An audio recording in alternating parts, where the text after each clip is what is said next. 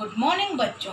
आज हम विशेषण के बारे में पढ़ेंगे। विशेषण किसे कहते हैं? जो शब्द संज्ञा या सर्वनाम की विशेषता बताते हैं उसे विशेषण कहते हैं।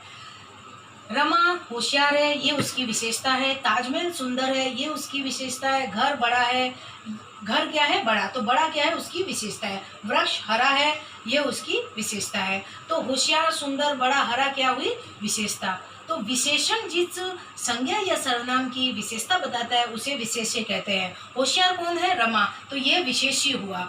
सुंदर क्या है? ताजमहल। ताजमहल क्या है? विशेष्य। बड़ा क्या है? घर, तो घर क्या है? विशेष्य। हरा क्या है? वृक्ष या पेड़, वो है विशेष्य। संज्ञा के भेद, संज्ञा के 4 भेद होते हैं या प्रकार होते हैं। गुणवाचक विशेषण, संख्यावाचक विशेषण, परिमाणवाचक विशेषण, सार्वनामिक विशेषण या संकेतवाचक विशेषण। तो हम गुणवाचक विशेषण की तरफ पढ़ेंगे कि गुणवाचक विशेषण किसे कहते हैं।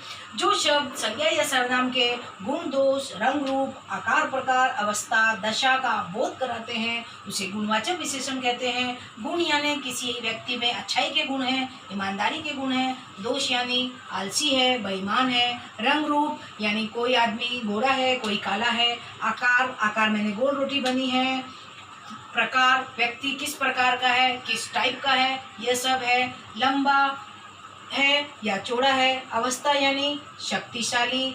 दशा, आदमी की दशा कैसी है, वो गरीब है या अमीर है, आदि। संख्यावाचक विशेषण, संख्यावाचक विशेषण किसे कहते हैं?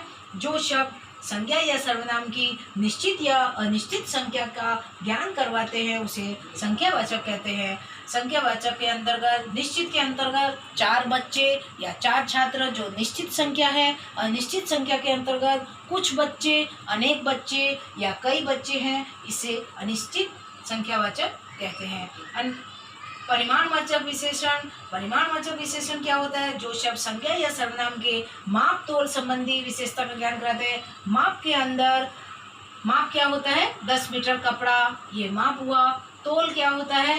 5 किलो चावल, 5 किलो दाल, ये सब क्या होते हैं? तोल। तो माप और तोल संबंधी विशेषता का ज्ञान कराने वाले को परिमाणवाचक विशेषण कहते हैं। संकेतवाचक विशेषण या सार्वनामिक विशेषण, जो सर्वनाम शब्द संज्ञा से पहले आते हैं और उसकी ओर संकेत करते हैं। जैसे एक बार फिर रिपीट करेंगे कि जो सर्वनाम शब्द संज्ञा से पहले आकर उसकी ओर संकेत करते हैं वे संकेतवाचक विशेषण या सार्वनामिक विशेषण कहलाते हैं। जैसे यह मेरा घर है, तो घर क्या हुआ? संज्ञा, और यह क्या हुआ? सर्वनाम। वह बिल्ली काली है, तो बिल्ली क्या है? संज्ञा, वह है सर्वनाम। बच्चों, बड़ी क्लास में थोड़ा और बढ़ जाता है विशेषण, तो हम एक साथ ही कर लेते हैं। तुलना की दृष्टि से विशेषण की 3 अवस्थाएं होती हैं। मूलावस्था, उत्तरावस्था, उत्तमावस्था। जिस प्रकार एग्जाम में अगर मधुर दिया गया है और मूलावस्था, उत्तरावस्था और उत्तमावस्था के बारे में पूछ रहे हैं, तो मधुर का मूलावस्था मधुर होगा, उत्तरावस्था मधुरतर होगा, मधुरतम उत्तमावस्था होगा।